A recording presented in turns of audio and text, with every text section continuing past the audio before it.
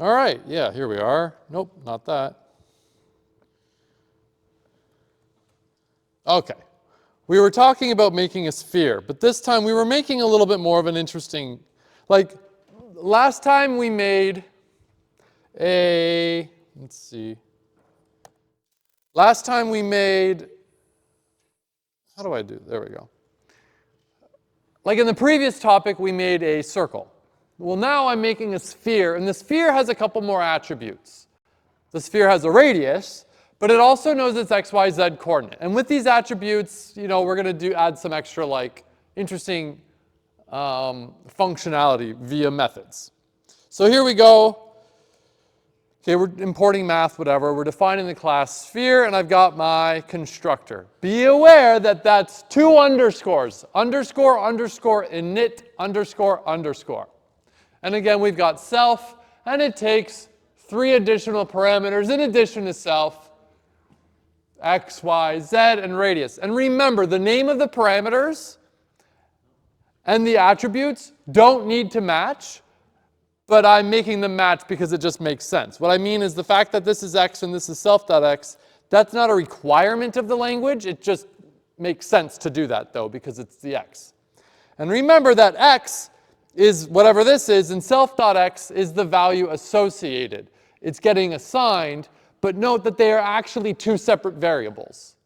They seem to have the same name, but not quite. One is just the variable x, or the parameter x, and the other is an attribute associated with an individual circle called sphere called x.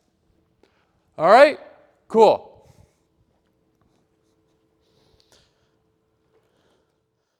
There we go. Okay. So any questions about this before we carry on? Ask now. Yes. The one with like just the x.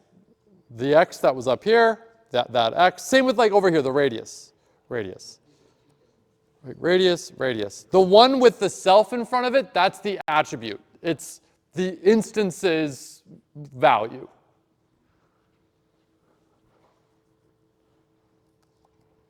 Cool. Other questions? Okay, let's start adding some methods. We want to add a, yes? Sorry, when you make a class, any variable that you want to use inside the class? No, technically no. Now Python is a little, no. And you can add like attributes on the fly. You can even do it from outside the class, which it's kind of weird. Now another like but that's kind of like a Python thing. In other languages, like if you take 162, which I don't believe you are, you'll see how it does it with Java. And with Java, you have to define all, like in other languages like Java, you have to define all of the attributes like beforehand. So like you can't like add more on the fly. So you would have to like declare them first. Where with Python, we don't really need to declare. We could just make them exist. So like yes as a virtue of how Python works, but it's not necessarily like a design principle. It was kind of a long-winded answer to say like yes, but no, but yes, but no. Yeah. Cool. All right. So let's add some methods. So here we go. I'm just going to copy these in. I hit run. Now they exist. Remember, they're indented under the class. I've got diameter. What is diameter? Well, that just returns 2 times its radius. What's the surface area? Well, it's 4 pi r squared. Why is it 4 pi r squared? Because that's just the way it is with spheres. And why is the volume 4/3 pi r cubed? It's just the way it is with spheres. Don't ask me. It's not my fault. It's the way it is. All right? There we go. So now I can say, hey,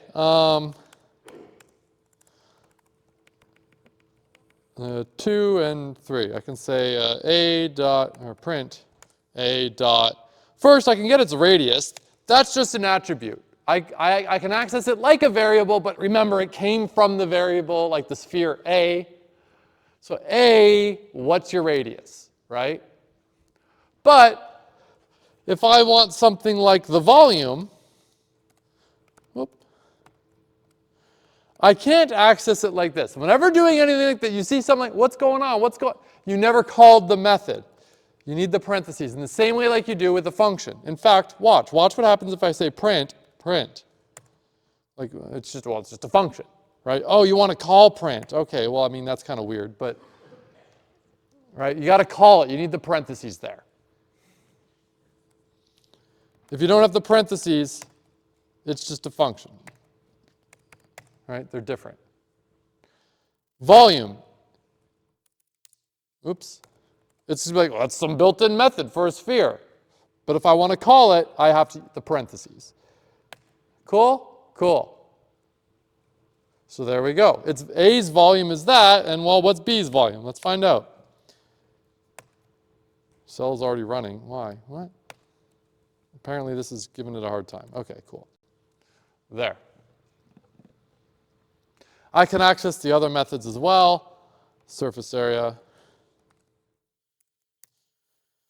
and whatnot. None of these methods, although they look like they have the parameter self, I don't actually pass anything as the argument, because self is, like whenever you call a method on an instance of a class, an object, whenever you call a method on an object, the object itself is the implicit parameter. It's implicitly, it's there. That's what like the self is, right? Like I ask sphere A, what is your surface area, right? I could have written a function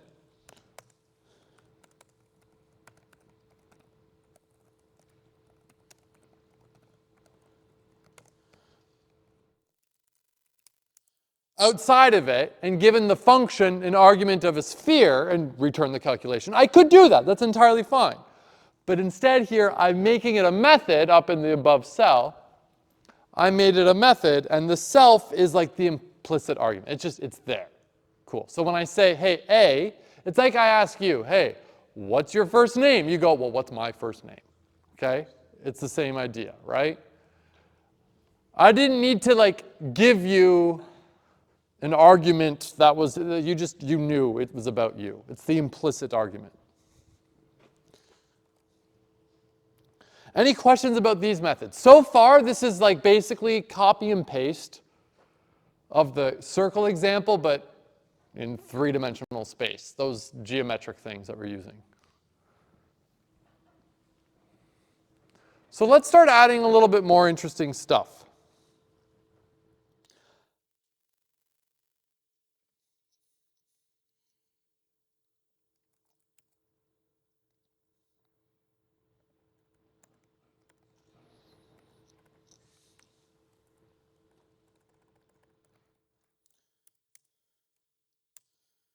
There.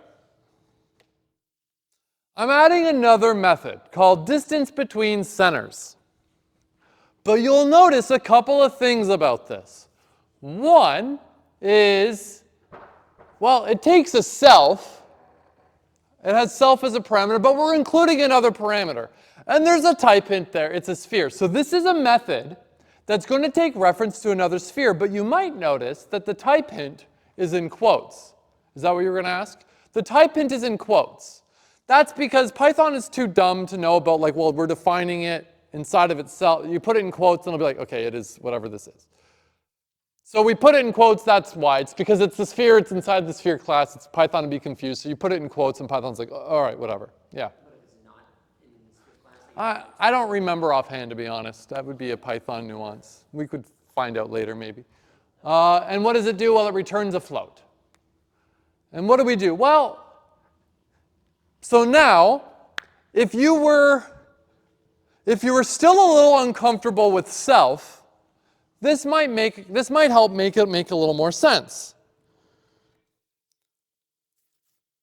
For those of you that raise your hand if you know how to calculate, raise your hand if you passed grade 11 math.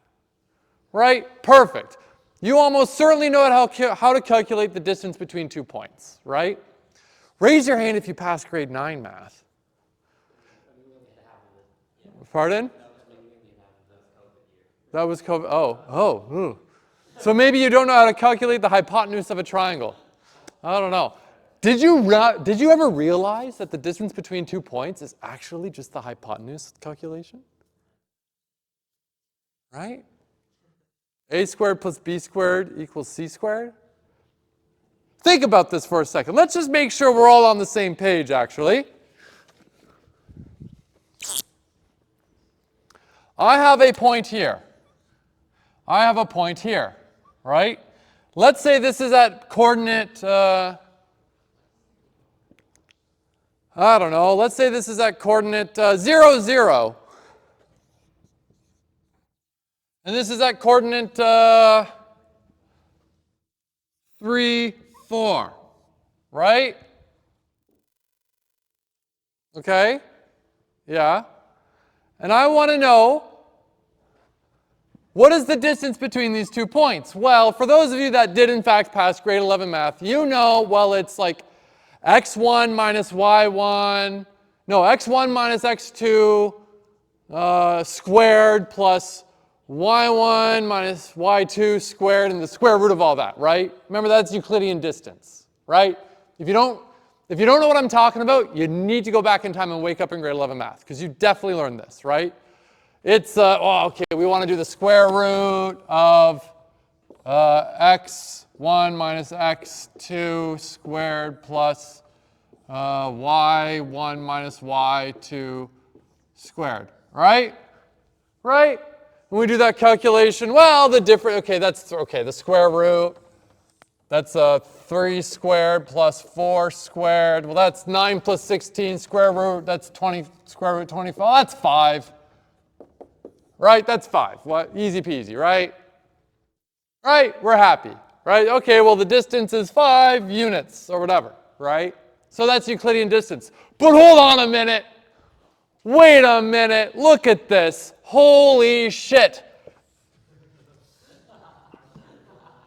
It's a goddamn triangle. And what's the distance? Oh, well, that's 3 and that's 4. Oh my God. And holy shit, that's just c squared equals a squared plus b squared, right? The a is the the difference, right? This could be at 10, and this could be at 13. You just take the difference. It doesn't matter. It's just the hypotenuse. That's all. That's all, right? We all know this, though, right? I showed you something you already realized. If you didn't know this, you probably had really bad math teachers. Because if they can't connect these dots for you, oh, come on, that was funny. Then, yeah, thank you, yes. Anyways, Euclidean distance. Now, the whole spin of what I'm doing here is, well, that's in 2D space. We're talking about 3-dimensional space. It's the exact same pattern. You square the differences between the x's, plus the difference of the square of the differences of the y's, plus the square of the differences of the z's, and then you take the square root of that. It's the same thing, it's in 3 dimensions. You could just play this game for however many dimensions you want. All right? So that's what this is, right? It's the square root of the differences of the x's squared, plus the difference of the y squared, the difference of the z squared. Cool? Happy? Sad? Angry? Now, notice,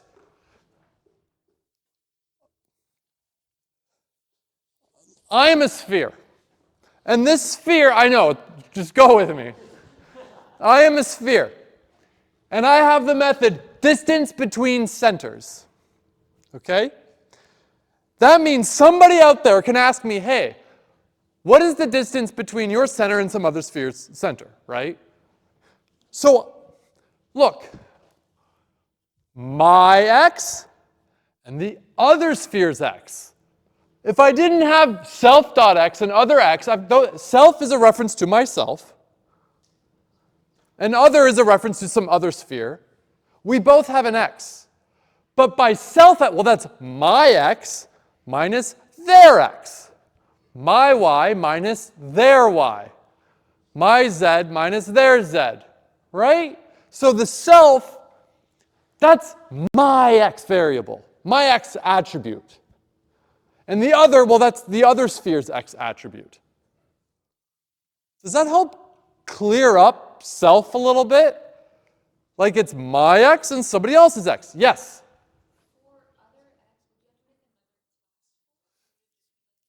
Nope. So this is where like, you're right. This is kind of weird, right? Because you're like, well, hold on. I'm making reference to some object, but it's the same. We need one class to define a sphere. Meaning, if you're a sphere and I'm a sphere, someone could ask me, how far away am I from you? And someone should be able to ask you, how far away are you from me, with the exact same method. So we're assuming that other is a reference to a sphere. Remember, it's Python. We could give it whatever we want, and then it'll crash being like, there's no attribute x. Assuming there's no attribute x for whatever that thing is. But no, we don't need to go define a whole new class. Let me show you in practice like what I mean. Okay? So we define this. Let's make this at 1, 2, 3, 4, 5, 6. Okay, so I have a sphere A and a sphere B. And what I'm going to do, A dot distance between centers to B. That's what I want to do. It's 5.19 whatever. If I were to change this to A and B, thank God I got the exact same number. Let's think about what this means. When I say A dot distance between centers B, we jump into here. We are now here. We're on line 21. Other is a reference to the variable B, or the sphere referenced by B. Okay? So inside, self will be A's x minus B's x. A's y minus B's y, and so on. You seem unconvinced. Yes? Oh, no, I was looking at the radius, and I'm like, oh, those are different, but yeah, the radius. Yeah, the radius, it doesn't, yeah, it doesn't. Not, That's all I was looking gotcha. Okay, cool. So does that help? You kind of see. Now, when I go and I do this, B, A, well now self would be B. It would be B's x minus A's x, and so on and so on and so on. But at the end of the day, it doesn't really matter for this particular calculation, but it's important to know the difference. Cool? Maybe I can draw it. Let's see if I can draw it. Yes? Would Python crash if you put it B instead of the Like this? would it crash in the bus?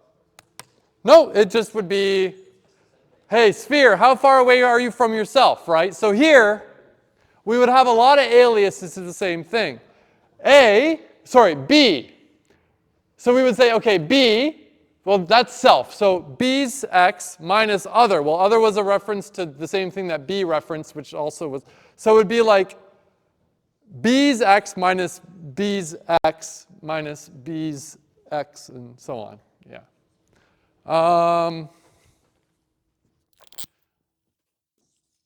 A is a sphere. It's a sphere. And it has an x in it, right? And it also has a reference to itself. I'll call it S. B, it's a sphere. It's got an x in it, and more things. I'm just not drawing them all, and a self-reference, whatever. When A is said, hey, call the method distance between centers, it goes, okay, what's my x? And I have a reference to B. What's B's x? Which, yeah.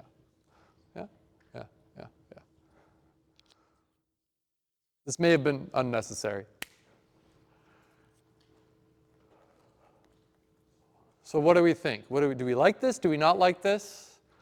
Are we left going like, what's the point? Yeah. All right. Yes? What is the point? That, programmers have been asking that question for a very long time. Like, why do we even give a shit about this? It honestly comes down to a design philosophy. Nothing I do with objects, like I can go write a function.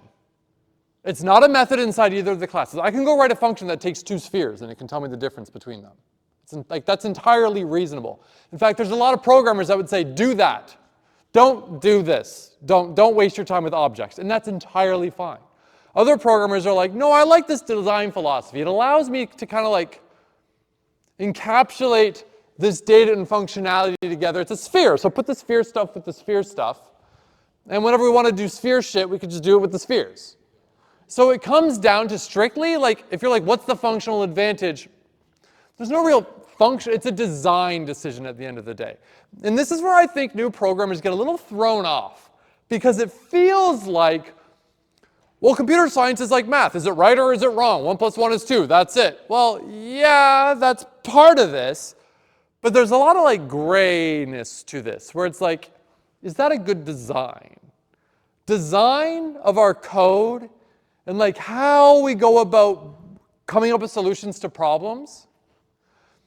Just because two people have very similar solutions that are both correct in terms of solving the problem doesn't mean their code is both like good, right? Like there's more to it. There's like a qualitative aspect of code and solutions.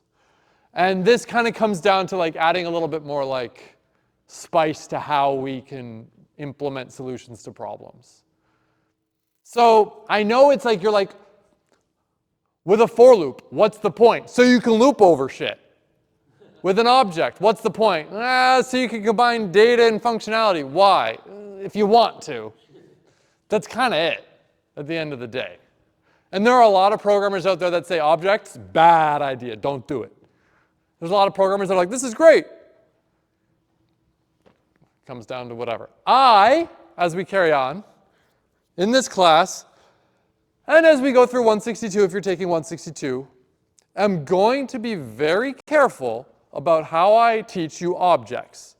It's easy with objects to go down a bit of a rabbit hole of terrible design decisions that you won't notice are terrible until you've programmed yourself into a corner, and then you're screwed. And then you're in a situation where it's like, crap, I like got to start over. So I'm going to work really hard to show you, watch out for the pitfalls of object-oriented programming. You can still use it very effectively. Just, I'm going to be very careful to try to like guide you away from those issues. I mean, as I've been doing with everything so far in the class about how to write code, design, and whatnot, try to do it a nice way, avoid mutability, avoid side effects, that type of stuff. So that was probably a very unsatisfying answer. I realize that. But that's basically all I got for you. All right. Okay, what do we have here? Yeah, there we go. All right, in the above example, I invoked the method distance between centers on sphere A. Yeah, okay, yeah, what's this?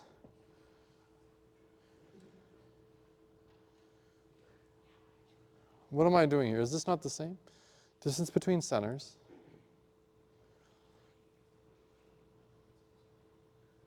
Okay, yeah, whatever. Okay, you may notice the other sphere as opposed to sphere, like how the function floats. Okay, yeah, anyways. Distance between edges. So here's another one.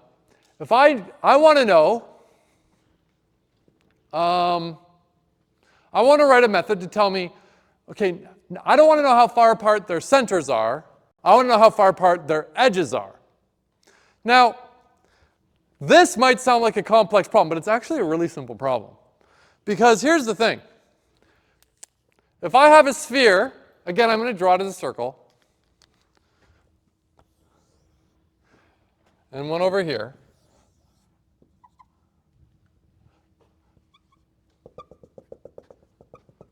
And this has a total distance of x, okay? And this has a radius of r1, and this has a radius of r2. Now, remember the thing about radiuses. The radius is the distance between the center and the edge, which is the same everywhere in a circle, right? Meaning, you know, we could just kind of think as like This part here is R2, right? It doesn't really matter what part I think is the radius. And same with this. Like this is the same, even though it looks like it's not. Trust me, it is. Meaning the distance between the edges, if I know the distance between the centers, the distance between the edges is just, well, the distance between the centers minus the radiuses of both spheres. Right? If you're scratching your head and you don't believe me, you're thinking way too hard. Right? Do you have any questions about this? Yes? It's just an excuse for you to teach math. No. I've been teaching you math this whole time. It literally is. I'm sorry. I know. You don't seem convinced. Let me put it like this, right? I'm a sphere, okay? This is my radius, right? I'm at the center point, right? If the distance from me, and you stick out your arm, but stick it out like that way, okay? Let's say your arm is length 1, okay? And this is length 2. I have a longer arm than you. Great, okay? It's grotesque. This is very big arms. And the distance between us is like 12, okay? Now, the distance between us is 12, right? But like we've got this we've got an edge. The edge is this imaginary shell around us, all distance from my arm. Same thing with you, right? So if I want to know the point of our edges that are closest to each other would be the point that is like along the shortest distance from me to you, like that. Boom, right? Now, if the total distance between our centers is 12, what's the total distance between our fingertips? Well, it's 12 minus 2, 1, meaning 9 units. Do you agree now? Perfect. Maybe that helps out somebody else too. I don't know. But that's the idea, right? Like, I want to know, okay, I know the total distance there to there. Well, I want to know the distance between here and here. Imagine this is like a tangent line, okay? Well, that's this minus this and minus that. That's the idea. You had a comment? Could you implement that, what was it, package you used for assignment 2 to draw this stuff, like draw this? To draw it? Probably. I'm not gonna. But you probably could. Yeah. So, yes?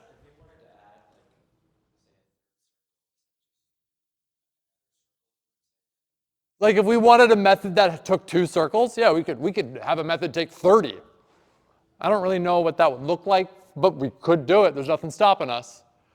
Like here, I mean, the idea is I want to know the distance between the edges of 2 circles, right? The distance between the edges of 3 circles, maybe if I calculated like the total distance of the minimal, I don't know, like we could probably do something kind of like a triangle. Right? We could do that if we wanted, yeah. There's no stopping us. So how do I calculate that? Well, I could go calculate the distance between the centers again with that Euclidean distance calculation minus the radiuses, but you might remember we already have a method that calculates the distance between centers. So no sense recoding anything. Just call the method distance between centers. So what is the distance between myself? Now this is where it's kind of weird. Not only do I need to say self dot attribute name to access any attribute within the class, if I want to call a method from within the class, I need to say self in front of it as well. So when I say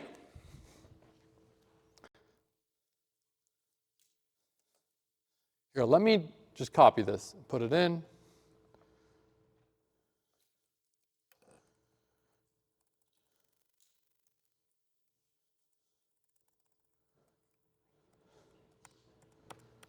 So what am I doing? First, I'm saying, okay, calculate the distance between the self and the other, and then minus the radius minus the radius. That's what I want to do. So if I were to do A dot distance between edges on B, what am I doing? Well, first I go, okay, A. Well, okay, A, what's your distance between the center to B? Minus A's radius minus B's radius. That's what's happening. This is all legit, all happy. And if you're like, this looks too complicated, slow down. Like everything else so far in the class, slow down. Remember, programmers are too stupid. If this was complicated, we wouldn't be able to do it.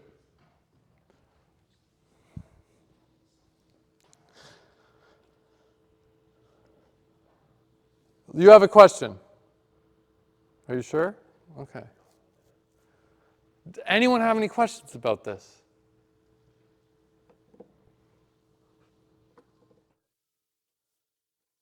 All right. And then what do we have? Overlaps. Well, now, if I want to know if two spheres overlap, basically, now I want to know, because look, we could get a lot of weird situations, right? I could have a situation where we have one sphere here and one sphere here, and I ask, do they overlap? It's possible for me to have a sphere here and a sphere here. They do overlap. And hell, it's possible to have a sphere here and then a sphere here. We could do weird stuff like this, right? We just define where its center point and what its radius is. We can do all this. Now the question I have is, how can I know if they overlap? Well, this is simple.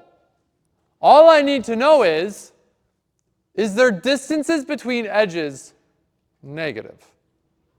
Think about it. If we have the situation where the distance between my center points is whatever, minus this, I'm going to have like a negative number. Let me prove it to you real quick.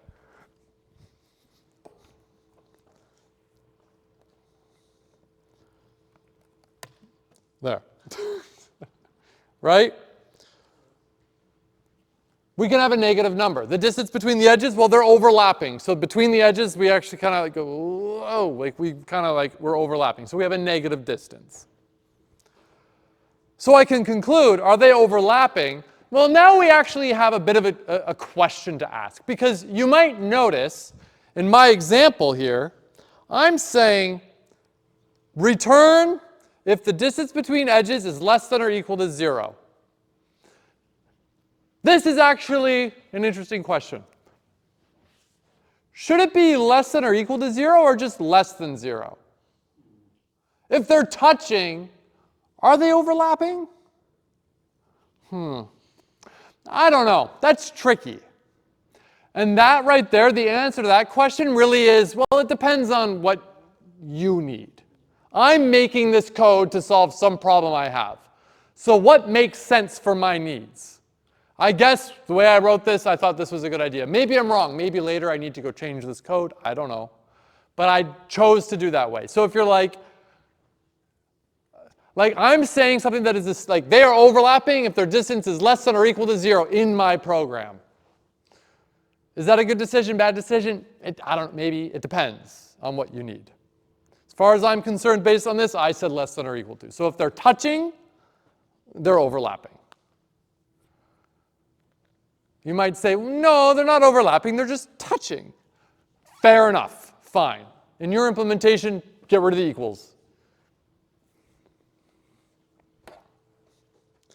But once again, we have a method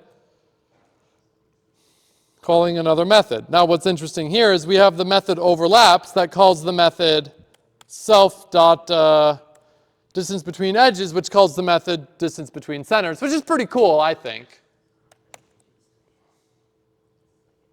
Cool. So now if I ask the question, overlaps. True. If this was 3, it's false. Cool? I think that's pretty cool. Yeah? Happy, sad? What do you think?